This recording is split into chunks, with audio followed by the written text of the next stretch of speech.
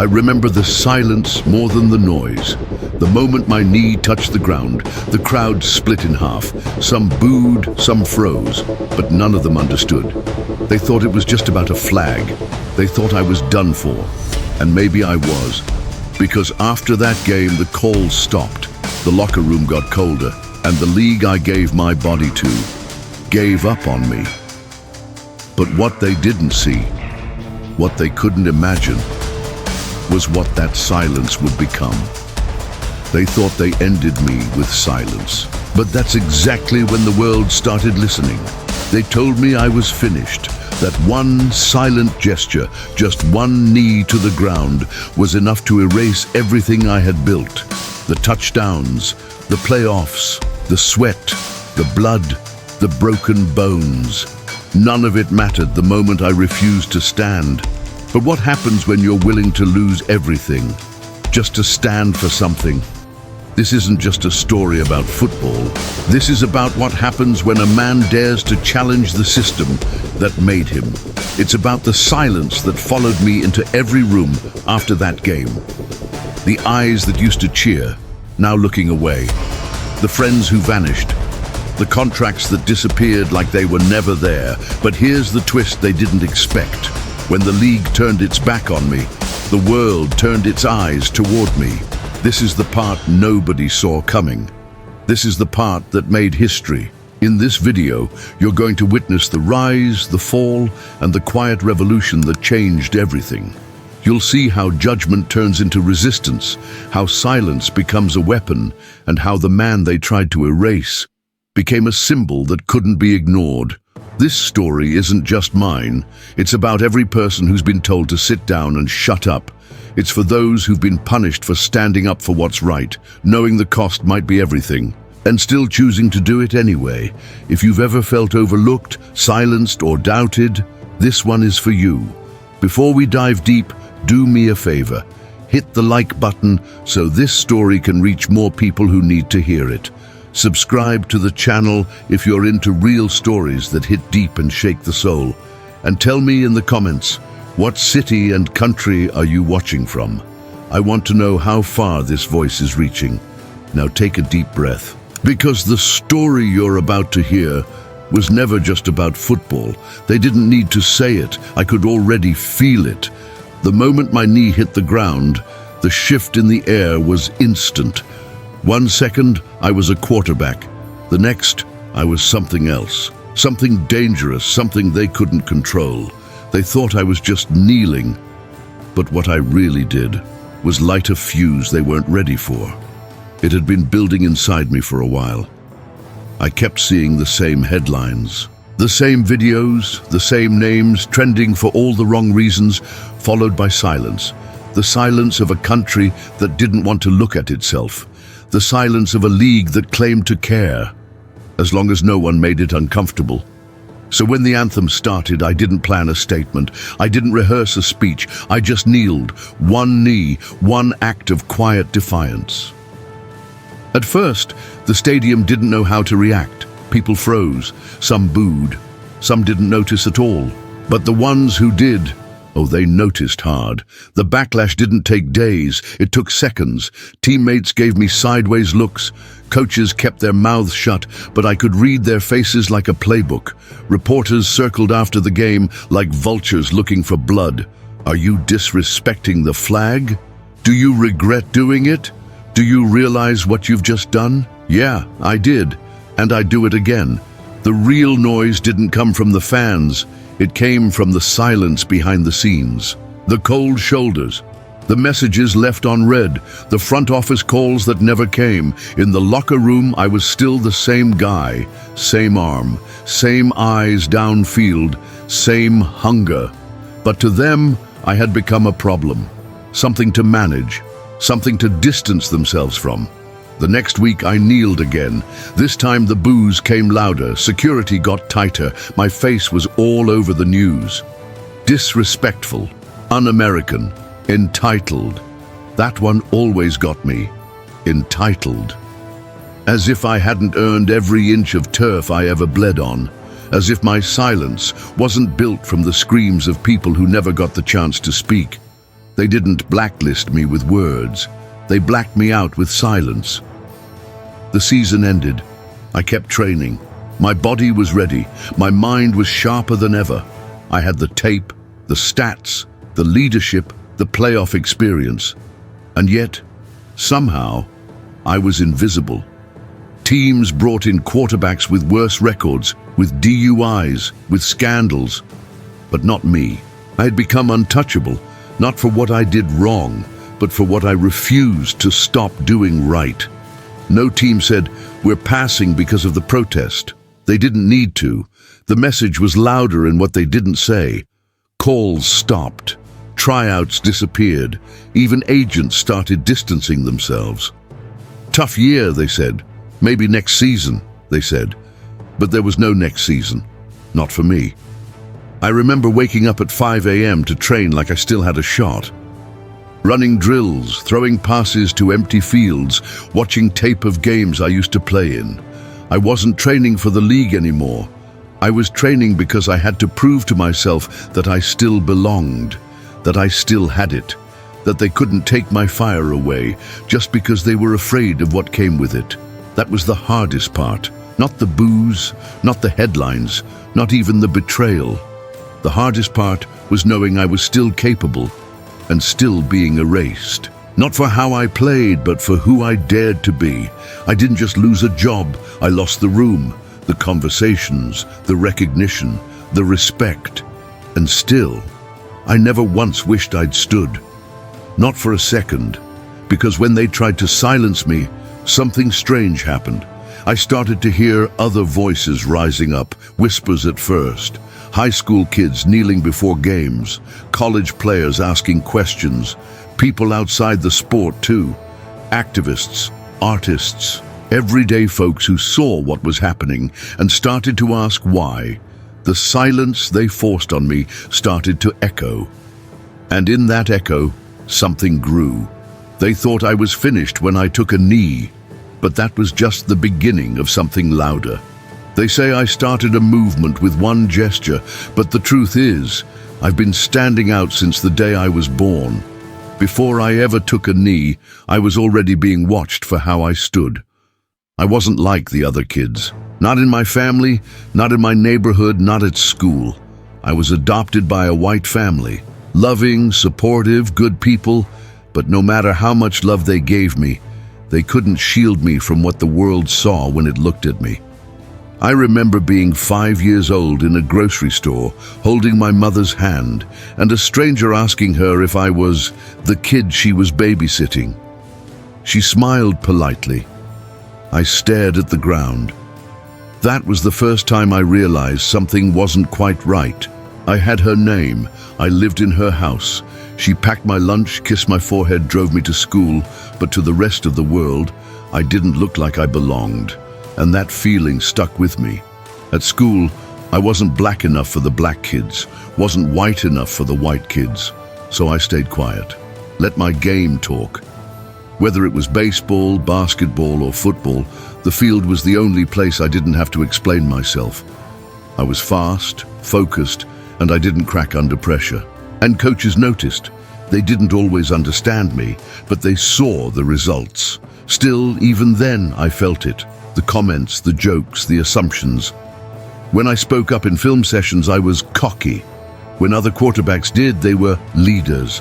I learned early on, the world loves your talent until your identity starts to speak louder than your stats.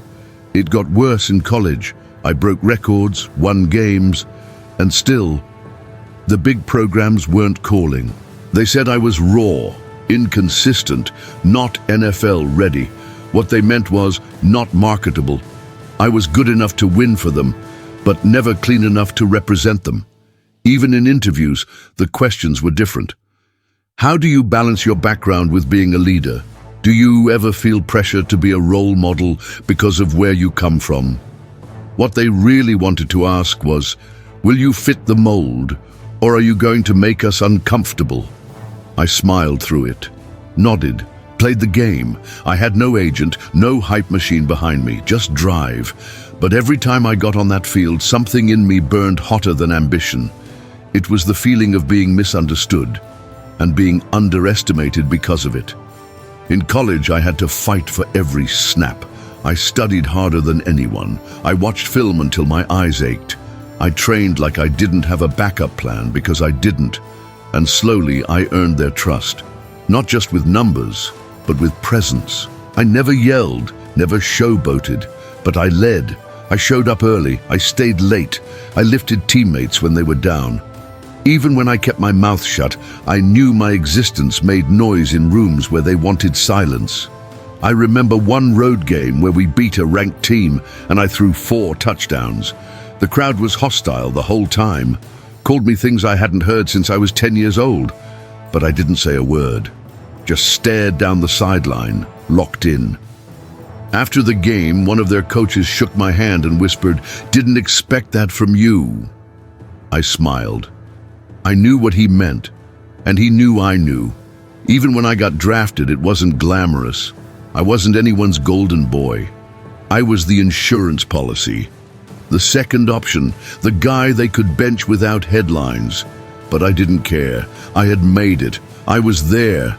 And I told myself, if I ever got the chance, I'd make it impossible to ignore me again. What they didn't realize is that every moment they doubted me. They were giving me fuel. They thought they could quiet me by ignoring me. They thought silence would humble me. But I had lived with silence my whole life. I knew how to speak through action, through patience, through pain. And the louder I played, the more uncomfortable they got. They loved my arm until it started pointing at the things they didn't want to see. It's funny how people believe in your talent, right up until it threatens their comfort, before the politics, before the headlines, before the kneeling. There was just a kid with a cannon for an arm and something to prove. I didn't come from one of those polished high school programs that feed straight into the SEC. I wasn't backed by a famous name or a family legacy. I had one thing: my grind. And that grind started long before anyone ever cared where I'd end up. In high school, I threw until my shoulder burned. Every evening I stayed on the field long after everyone had gone home. I wasn't the most naturally gifted. I wasn't the biggest. But what I lacked in flash, I made up for in obsession. Mechanics, footwork, accuracy. I broke it all down until it was muscle memory. And still, the offers didn't come. Coaches liked the tape, but I could hear it in their voices. I wasn't what they pictured under center. I didn't fit the mold. I didn't play the role. Interesting prospect, they'd say. Raw talent. They saw the numbers, but not the name. They saw the throws, but not the image they were comfortable marketing. I didn't look like a face they could put on billboards. They wanted the story, just not the storyteller. Eventually, I landed at a small school. No ESPN coverage, no national spotlight. But I didn't care, because the field was still 100 yards long and the end zone still counted for 6. I let my game do the talking. And it screamed. Season after season, I lit up defenses. I broke school records, shattered expectations, and put myself on the map the hard way. Scouts started showing up. Quietly, they'd watch from the sidelines, nodding slowly, scribbling notes. I never got the same attention as the big-name QBs, but the whispers started. Big arm, fast release, surprisingly mobile. Suddenly, I was a sleeper pick, the kind of guy teams like to discover. But even then, there was hesitation.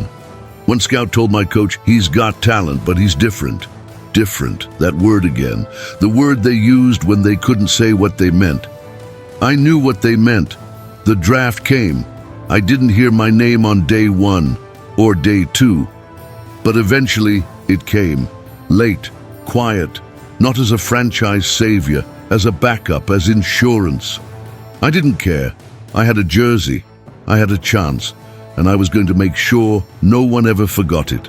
The first time I touched the field in the pros, it was because someone else went down. Pressure, spotlight, noise, but I was ready. I always had been. I stepped in like I'd been waiting my whole life, which I had, and I delivered. Drive after drive, touchdown after touchdown. The league didn't know my name, but by the end of that game, they couldn't stop saying it. Commentators couldn't believe it. Where did this guy come from? How did we miss this? You missed it because you weren't looking. I'd always been here. You just didn't see me until you needed me. I was never the problem. I was just never part of their plan. From that point on, everything changed. I was in starting conversations, national coverage, commercials, interviews. But with the spotlight came the scrutiny. They loved the numbers, but not the questions I asked. They praised my play, but warned me to stay focused. And every time I stepped into a press room, I felt it, the invisible leash tightening around my voice. They wanted my game, but not my mind, my throws, but not my thoughts. I was allowed to celebrate, but not question, allowed to win, but not wonder out loud why others like me were losing before they ever got a chance. Still, I played. Still, I delivered. But a storm was brewing behind my eyes, one I couldn't ignore much longer, because with every touchdown I scored, I kept asking myself, what good is being at the top if you can't speak for the people at the bottom? They saw a quarterback. I saw a platform, and I knew one day I'd have to use it, even if it cost me everything. I wasn't supposed to be in the game that night, not yet, not like that. But fate doesn't wait for you to feel ready. It throws you into the fire and sees what burns. One injury gave me the shot of a lifetime, and the target on my back came right with it. We were down by 6. 2 minutes left. Our starting quarterback had just taken a brutal hit and wasn't getting back up. Everyone turned to me. The kid with the clipboard. The backup. The one they weren't sure was ready. My heart pounded, but my hands were steady. I'd been waiting for this since I first touched a football. I grabbed my helmet, jogged out, and looked across that field like I belonged, because deep down, I knew I did. The huddle was quiet, eyes locked on me, veterans, rookies, all waiting. I called the play like I'd done it 1,000 times. Snap, step back, read the safety, fire, complete, first down. The next throw, another, then another. By the time we reached the red zone, the crowd wasn't just watching, they were roaring. 2 more plays and we were in the end zone. Touchdown, game won. It was supposed to be temporary, a one-time thing. But the next week, the starter wasn't cleared. Then the week after that. Suddenly, I wasn't the backup anymore. I was the guy. I was on the posters. I was on ESPN. And just like that, the kid they ignored became the headline they couldn't stop replaying. The media called it magic, the rise of a new star, the next big thing. It felt good at first, until I realized what came with it. The spotlight is warm, but it blinds people. They don't see the bruises. They don't see the nights you sleep on film sessions instead of dreams. They don't see the weight of knowing that one mistake, one interception, one bad press conference, and it all disappears. The same hands that raised me up were already reaching for something else to throw away. Coaches were smiling more but talking less. I could feel it, that undercurrent of doubt beneath the praise. They liked what I did, but they didn't love what I represented. I wasn't clean cut. I didn't say all the right things. I had an afro. I had opinions. And I wasn't interested in being molded into someone else's version of what a quarterback should be. I still remember one practice, mid-season, when a coordinator pulled me aside after I spoke to a reporter. He said, "You're doing great, kid. Just maybe keep the answers about football, yeah?" I nodded, but inside, something cracked. Why did everyone else get to talk about who they were? But I had to shrink into silence. Each game, the pressure built. I kept delivering, winning, breaking expectations, but in the locker room, I could feel the unease. I wasn't just leading the team, I was breaking their template. I wasn't apologetic, I wasn't safe, and that scared them. Still, I kept my head down, focused, played like my life depended on it, because it kind of did. The fans were wild for it. Kids started wearing my number. Journalists started saying words like MVP potential. But behind the curtain, I could hear the whispers getting louder, not about my throws, about my voice. What would happen if I really spoke up? What if I stopped dodging the deeper questions? What if I didn't play it safe? They loved my rise, but they feared what might rise with me. That's the thing about power. It's only welcome when it stays quiet, and I could feel mine starting to rattle the doors they wanted closed.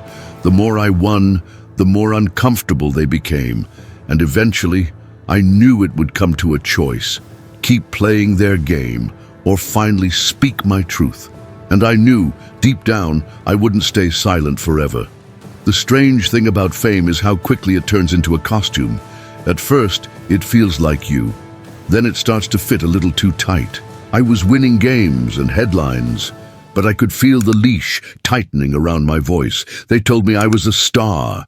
They told me I was the face of the franchise. They told me I was the future. And for a moment, I believed them. Endorsements started coming in. Sneaker deals, TV appearances, commercials. Everyone wanted a piece of the quarterback who came out of nowhere and lit the league on fire. But every photo shoot came with instructions. Can we trim the hair a bit? Smile more in this one. Let's not bring up anything political, okay? I was becoming a brand, not a man.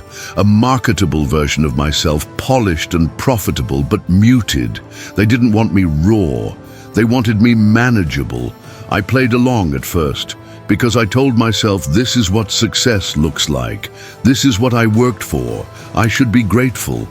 And I was. But the pressure to keep smiling started to feel heavier than the pads on my shoulders. The world loved me, but only the version of me they approved. The clean one, the non-threatening one, the one who threw deep but stayed shallow. I remember sitting in a green room before a major talk show appearance. One of the producers leaned in and whispered, "Let's just keep it light tonight, yeah?" I nodded, but inside something twisted. I had stories, I had pain, I had questions, but none of that fit the script they'd written for me.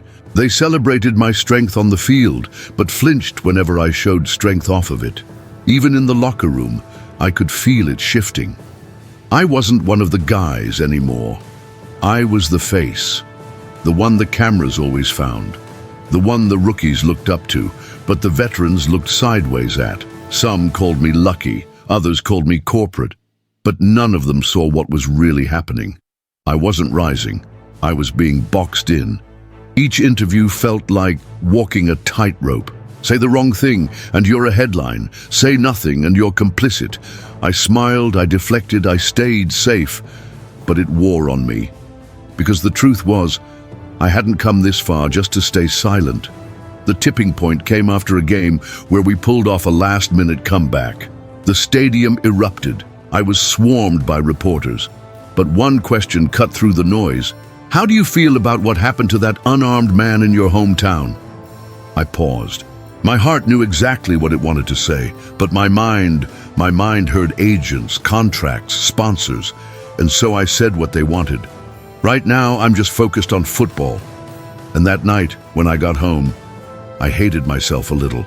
Fame gave me a microphone, but punished me the second I tried to use it.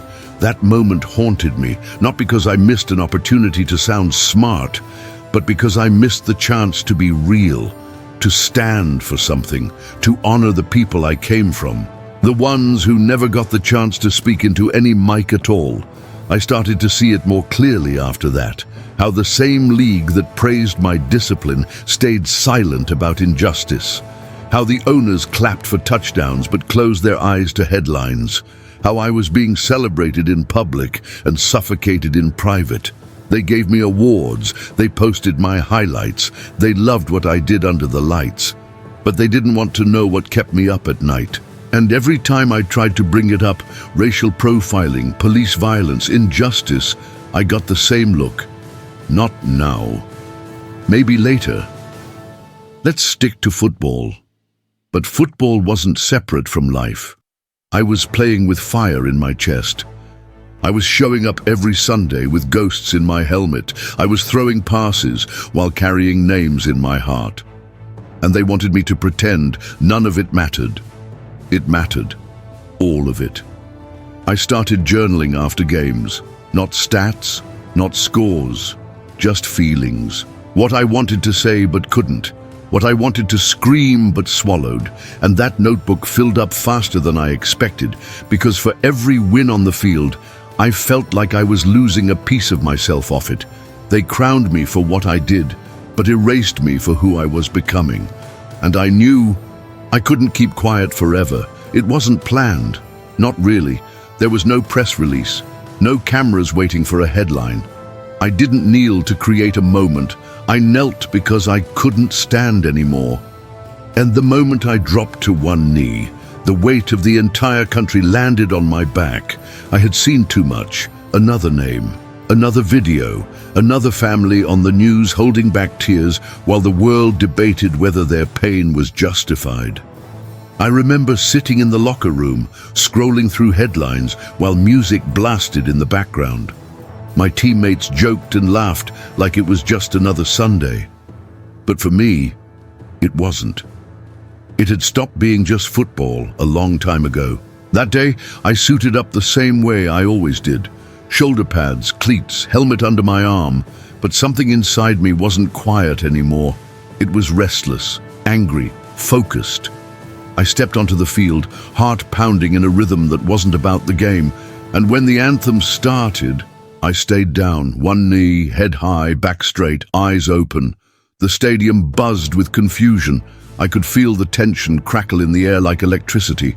Fans didn't know how to react.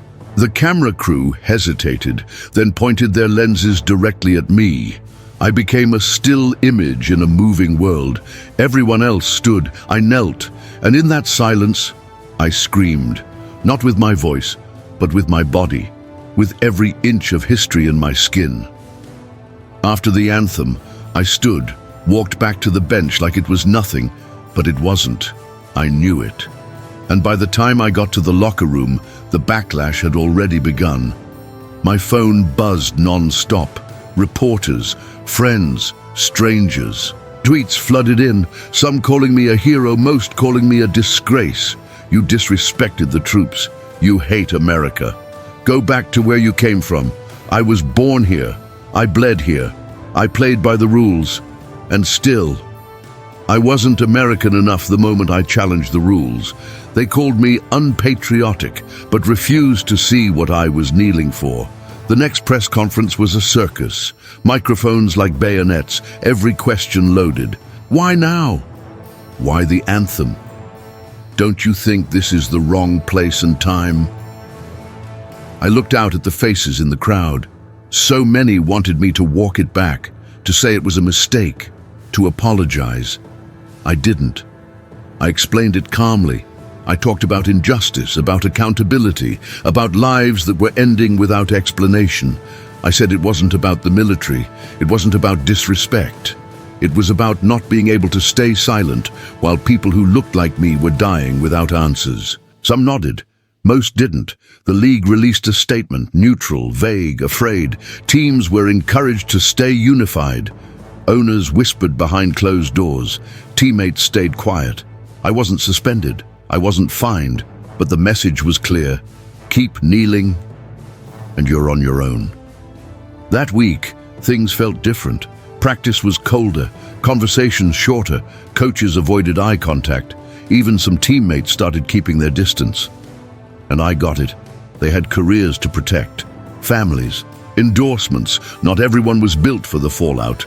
But I didn't kneel for applause. I knelt because I couldn't keep pretending everything was fine.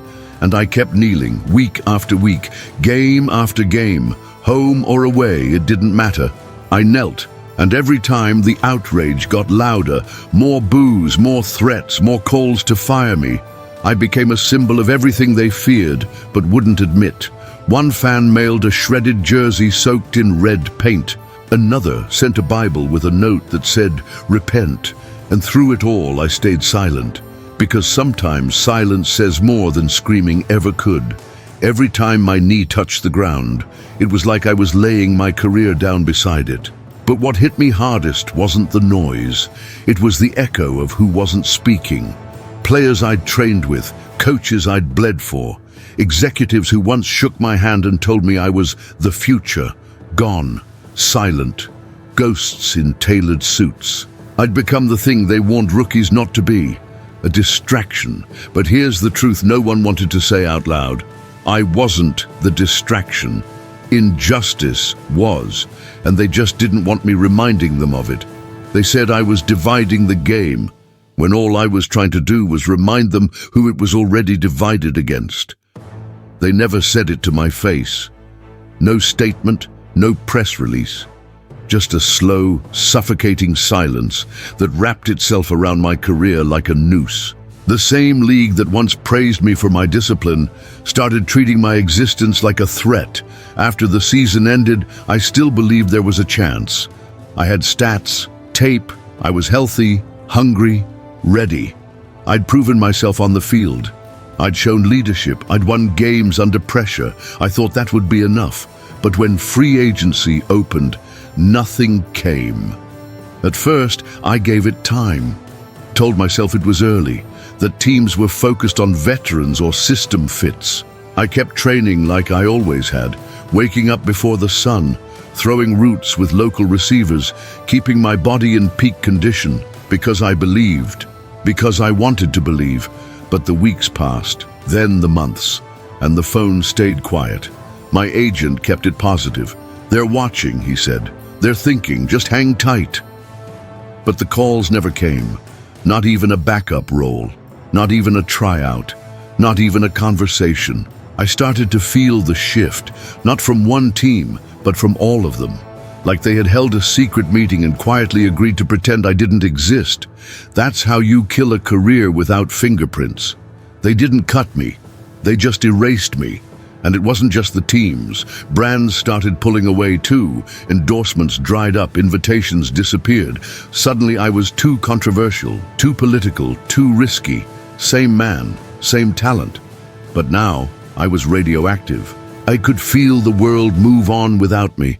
I'd turn on the TV and see new quarterbacks taking the field, some with fewer wins, some with worse stats, some who hadn't played in years, but they got chances.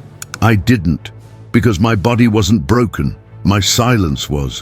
One day I walked past a group of kids at a park tossing a football. One of them had my old jersey on. I stopped for a second, just long enough to hear another kid say, "He used to play, I think." That word, used to.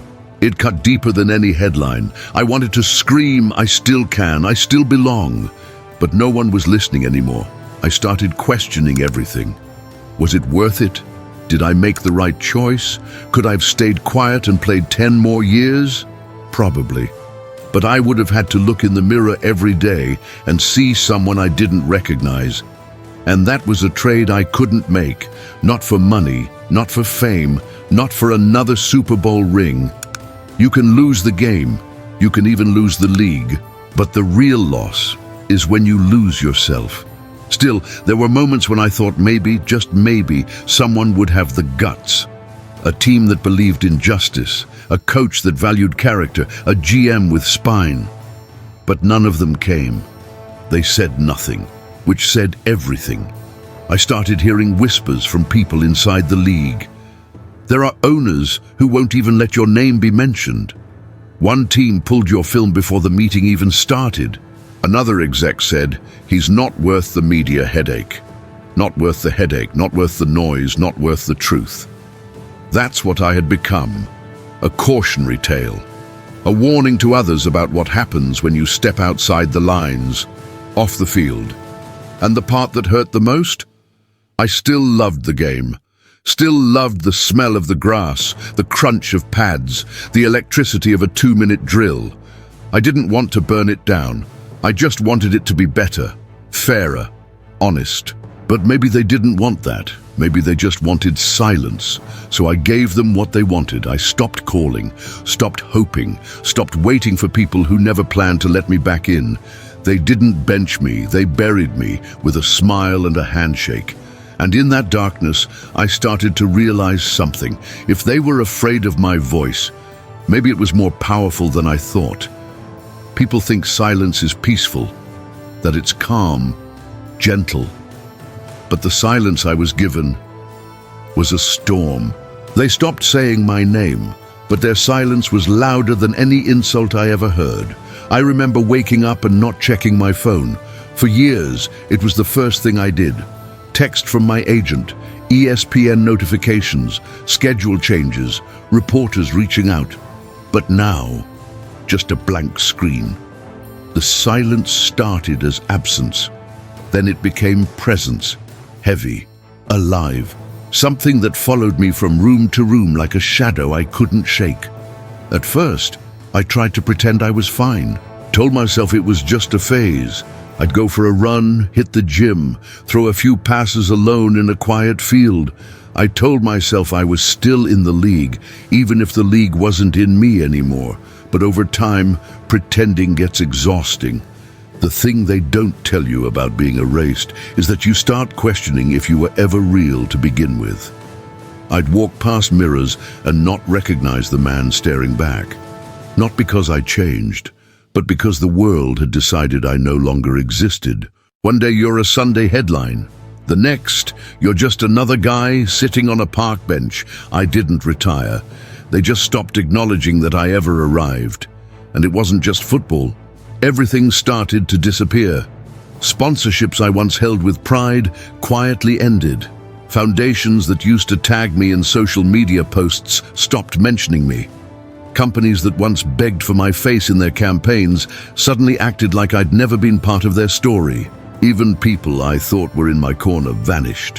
One former teammate unfollowed me. A coach I respected stopped returning calls.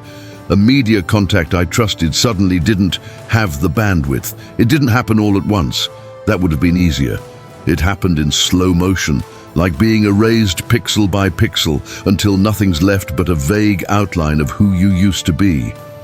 I still remember sitting at a restaurant, overhearing two guys at the table behind me debating my protest. One of them said, "That guy was overrated anyway, just wanted attention." I didn't turn around, didn't say a word. I just sat there staring into my glass of water thinking, you never even knew me. I didn't lose a job. I lost my place in the narrative. And the cruelest part? I stayed quiet. They told me to be quiet, so I was. I didn't tweet, didn't lash out, didn't drop a podcast, write a tell-all, or go on a media tour. I let them have their peace. Let the storm pass. But silence doesn't protect you. It just gives them space to forget you. One night, I checked my own Wikipedia page. It had been edited.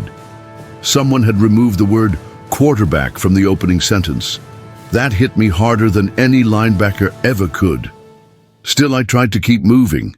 I mentored young players, spoke at a few high schools, did quiet charity work. But every time I stepped into a room, I could feel the hesitation, the whisper. Isn't that the guy who... Yes, I was. And I still am. I didn't kneel to be famous. I didn't kneel to be erased. I knelt because I couldn't stand the silence, and ironically, it was silence they gave me in return. But the funny thing about silence is, it echoes, and the echo started to bounce. Through locker rooms, through living rooms, through the hearts of people who saw what happened to me, and started asking, why? They shut me out, but they opened the eyes of a generation I never expected to reach. That's when I started to feel something shift.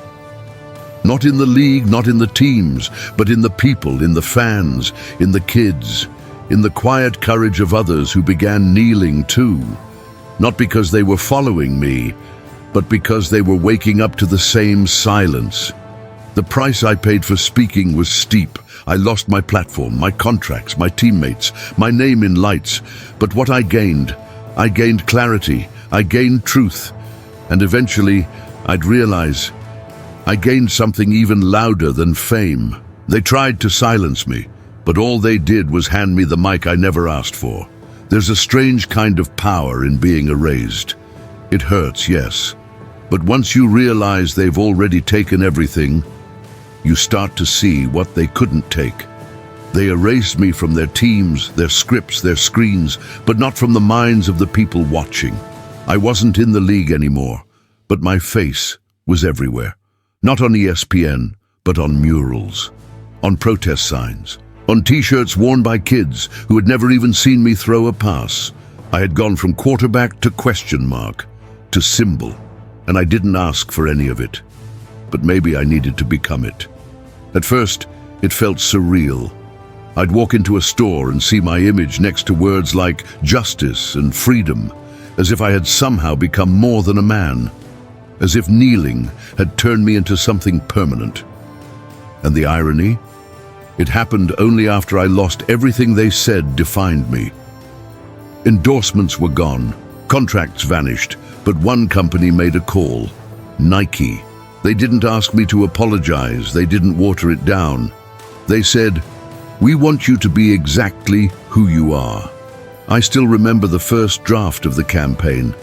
Just my face, lit in stark black and white, and the words, "Believe in something, even if it means sacrificing everything." I didn't know how people would react, but when it dropped, the world shook. Some burned their sneakers, others bought them in bulk, some cursed me out online. Others wore my jersey like armor. I wasn't a player anymore, I was a mirror. People saw in me whatever they were most afraid of or most inspired by, and for the first time, I wasn't just taking hits, I was creating shockwaves. It wasn't about fame anymore. I wasn't trying to be liked. I wasn't trying to be forgiven. I was just present. A living reminder of what it looks like when you refuse to fold. I started showing up in spaces I never imagined.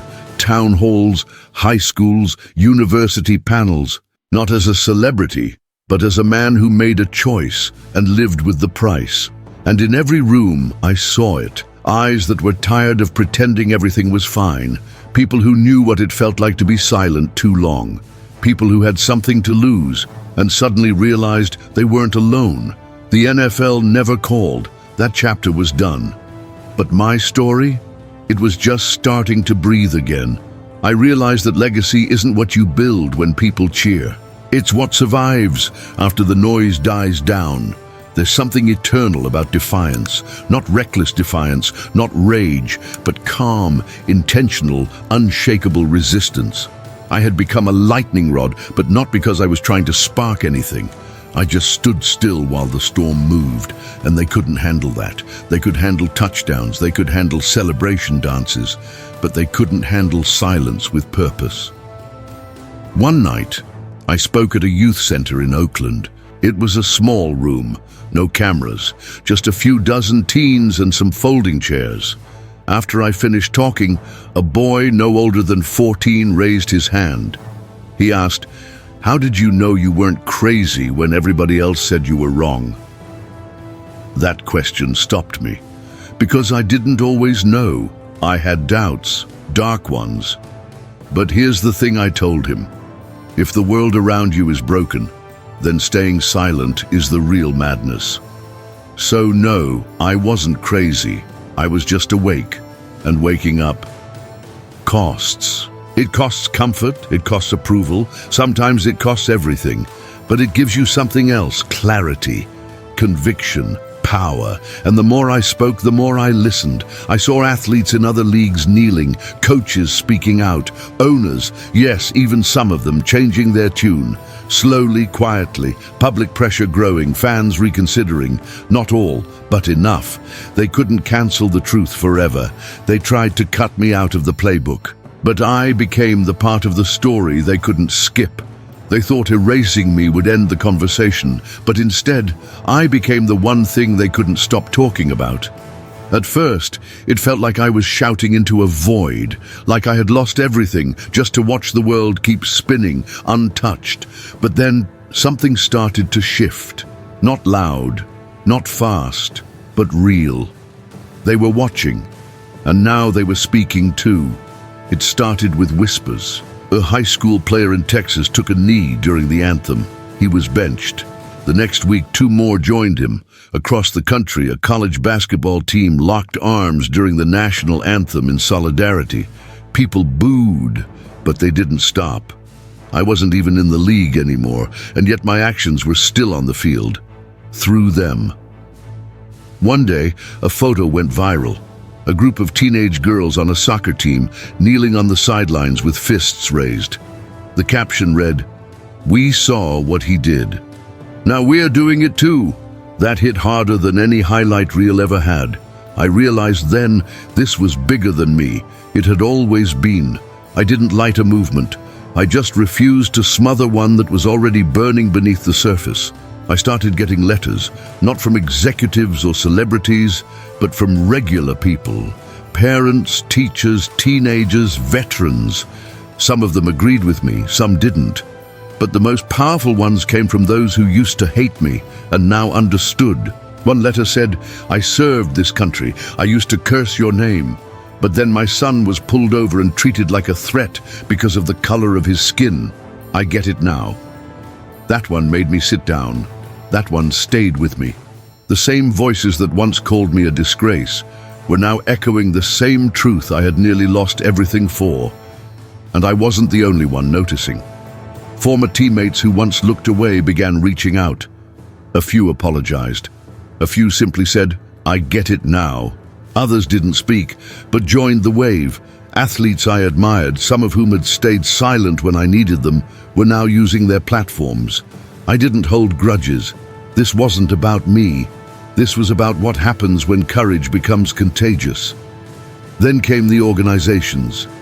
Brands that had once backed away started putting out statements.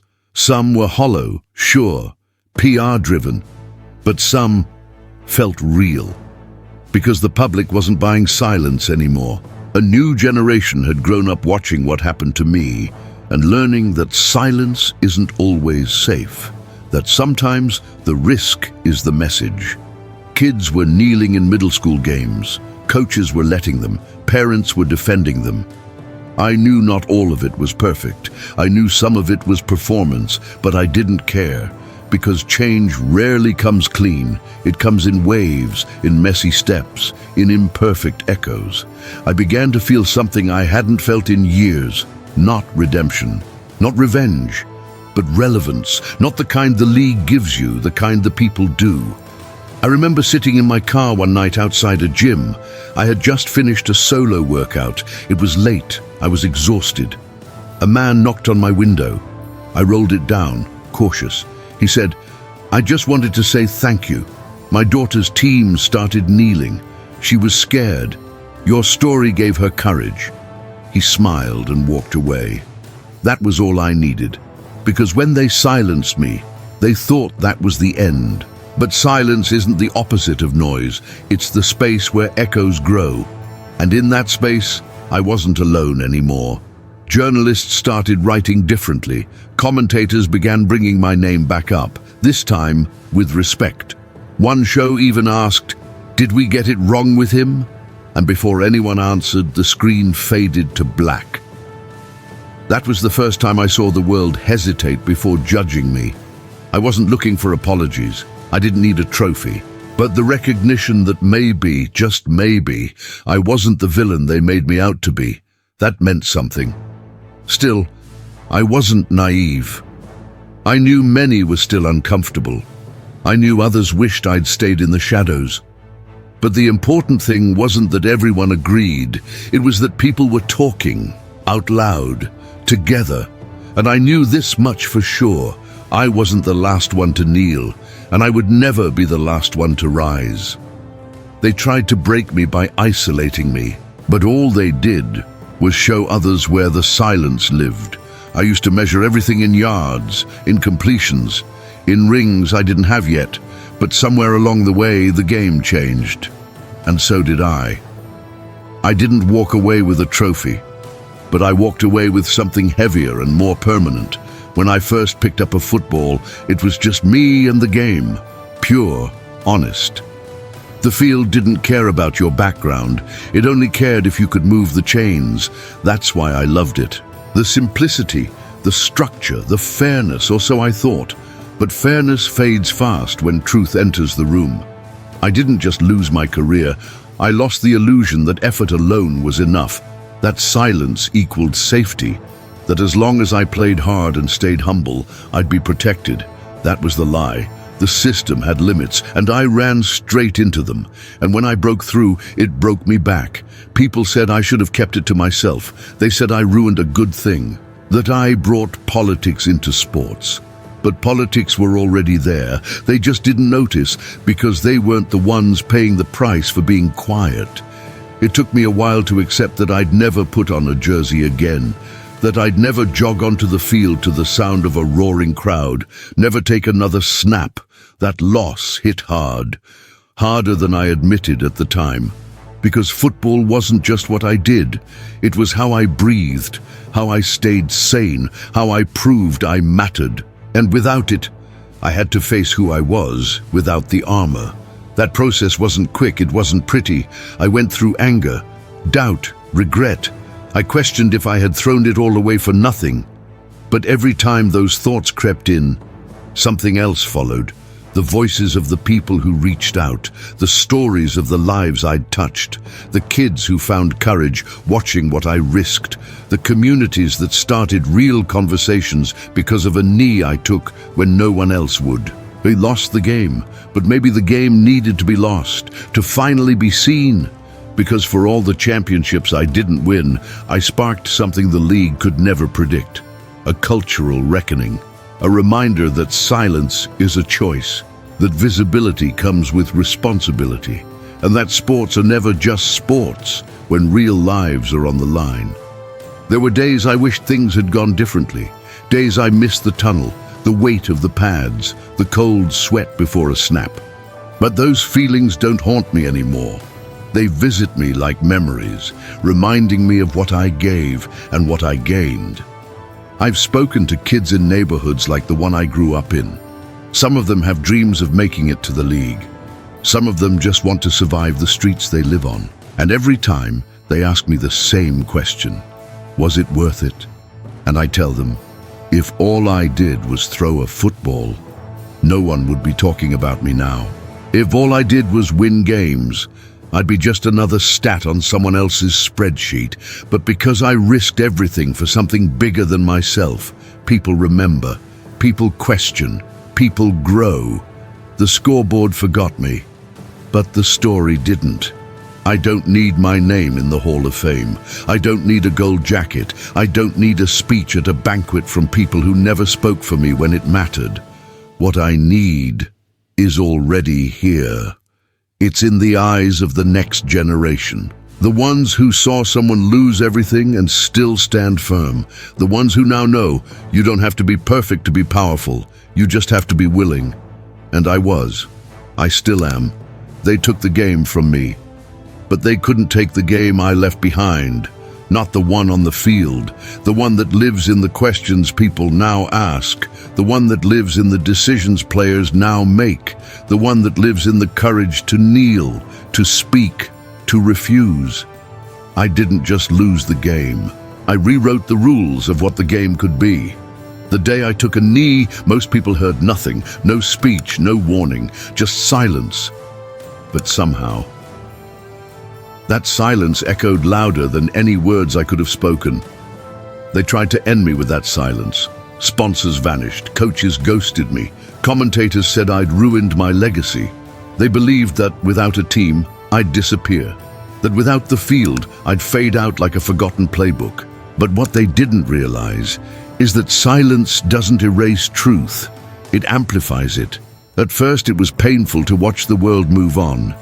I sat at home while quarterbacks less experienced were signed over me.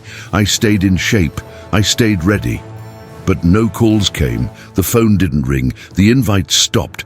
It was like I had never existed, but I did. And the people remembered. The media tried to control the story, but real people started telling their own. Social media lit up with clips of my protest. Artists painted murals. Kids dressed like me for Halloween. Not in uniform, but on one knee, fist raised. I wasn't a trend, I was a signal that something had changed. They tried to cancel the noise, but it was already inside the walls, and it kept growing. A documentary was made, not by the league, not by some studio, by those who cared about truth. It told my story raw, without edits, without polish, just pain, purpose, and consequence. It went viral, not just in America, around the world. Suddenly I was being asked to speak, not for attention, but for guidance. And I did. I told my story not to be pitied, but to provoke, to inspire, to show what happens when one person chooses principle over position, when silence is broken and justice becomes louder than fear. In interviews they'd ask, "Would you do it again?" And I always said, I never stopped doing it. Because kneeling wasn't a moment, it was a mirror. And people finally started looking. They saw injustice, they saw complicity, they saw courage where they used to see controversy. And slowly, the tide turned. The league put out statements, hollow at first, but then real policy shifts followed. Players who once feared speaking out began to lead conversations. Coaches started listening. Even owners, once untouchable, had to answer questions they'd ignored for years. They thought my silence would be buried, but it became the drumbeat of a new era. High schools rewrote their codes of conduct to protect peaceful protest. Colleges launched diversity programs because students demanded it. Community leaders cited my case as a reason to reimagine what justice looks like in sports and beyond. I didn't just survive the silence, I weaponized it. I made sure that what they used to exile me became what empowered others. And that, more than any game I ever played, became my victory. People no longer talked about the controversy. They talked about the consequence, the impact, the legacy. I had gone from athlete to activist to architect of something bigger than myself. And it hit me one morning reading an article. Colin Kaepernick hasn't played in the NFL in years, but his presence has never left. That was when I knew I hadn't lost, I had transformed. The field was gone, but the fight remained. And now I wasn't fighting alone. They took my mic, but gave me a megaphone. I stood in front of thousands at a rally once, years after it all began. The crowd chanted not my name, but the cause. They weren't cheering a quarterback. They were roaring for change, for truth, for justice. And in that moment, I smiled, because they were listening now, all of them, even the ones who once booed, even the ones who once turned their backs. They heard it, and they felt it. I was never trying to become a martyr. I was just trying to become a man who didn't look away, who didn't stay silent when it was easy, who risked comfort for conscience, and I did that. They tried to silence me, but all they did was make the whole world lean in closer to hear what I stood for. If this story about justice, protest, and the silent power of courage inspired you, don't scroll away. Tap like, subscribe, and turn on the bell, because here we tell stories the world tried to silence. Comment below where you're watching from, your city and country, and tell us what you stand for. In a world that punished a man for taking a knee, are you finally listening now? Join us. You're part of this too.